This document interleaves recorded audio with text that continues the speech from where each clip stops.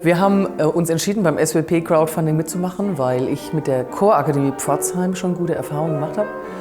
Und wir als Herztöne Vokalensemble uns weiterentwickeln wollen, haben wir beschlossen, eine CD-Aufnahme zu produzieren. Und aus privaten Geldern ist das einfach zu viel Geld gewesen für uns, das anzugehen. Und daher die Idee, damit zu machen, weil ich wusste, das wird gut. Bei dem Projekt waren wir sehr gut betreut. Bei allen Fragen hatten wir einen Ansprechpartner und auch eine super schnelle Rückmeldung. Also wir würden das auf jeden Fall nochmal machen, einfach weil wir gut betreut werden und das einfach eine tolle Aktion ist, dass man Gelder bekommt von der eigenen Crowd plus noch was obendrauf. Gab es ja ganz oft so tolle Aktionen und einfach weil das Team super ist. Nur Mut, also es ist weniger kompliziert, als es vielleicht ausschaut. RESPCT.